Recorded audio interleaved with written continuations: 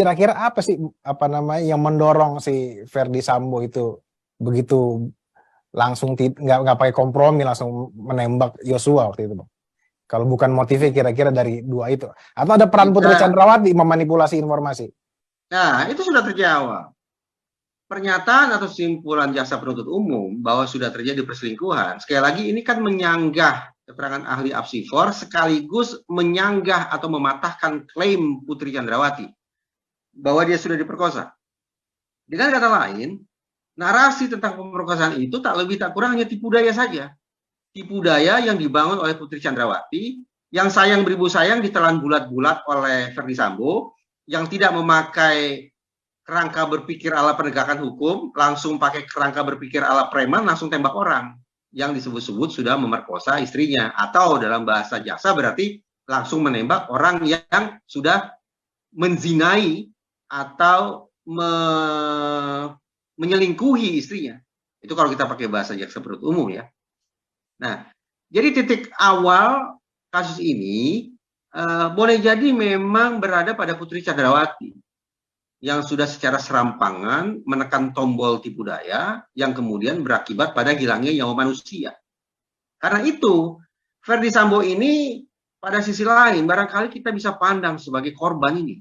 Ini saya mencoba berempati nih pada Ferdy Sambo. Biasanya saya ya bisa dikatakan berseberangan lah dengan Ferdy Sambo. Tapi sekarang saya agak berempati nih pada Ferdy Sambo. Bahwa dia ternyata kemungkinan dia ini adalah korban penipuan ini. Dan pelaku penipuannya adalah istrinya sendiri. Nah, penipuan dalam KUHP juga merupakan delik aduan. Jadi sudah.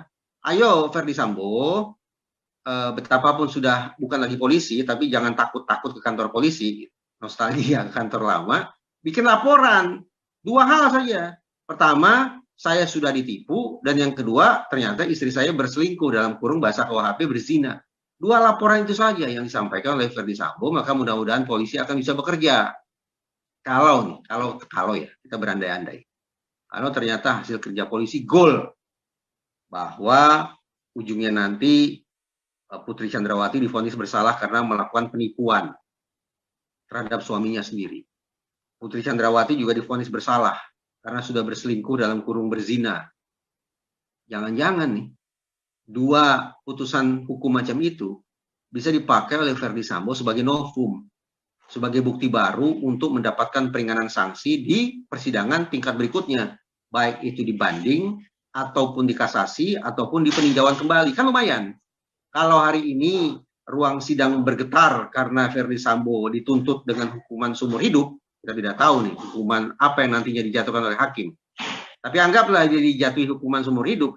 Siapa yang mau berlama-lama di dalam penjara? Saya yakin tidak ada. Nah, untuk bisa keluar penjara lebih cepat, ayo berjuang. Jangan putus asa, wahai Ferdy Sambo.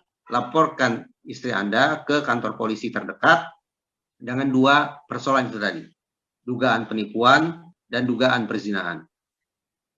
Bang Reza, sepanjang persidangan nih Putri Chandrawati kan terus nangis nih. Itu sebenarnya kalau dalam kacamata psikologi itu tangisan bersalah kah, rasa malu kah, atau jangan-jangan tangisan takut dihukum itu, Bang Reza?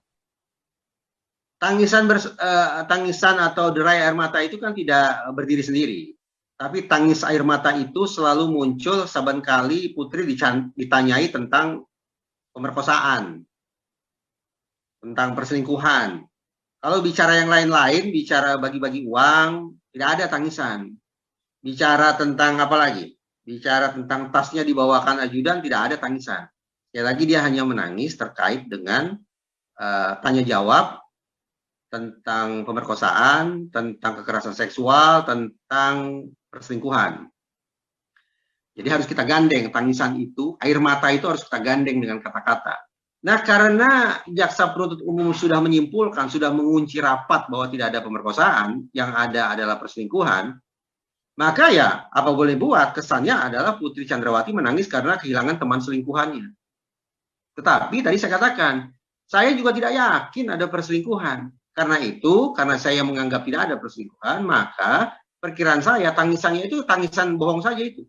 Tangisan fabrikasi untuk memperkuat narasi dusta bahwa dia sudah dijahati oleh mendiang Brigadir Yosua.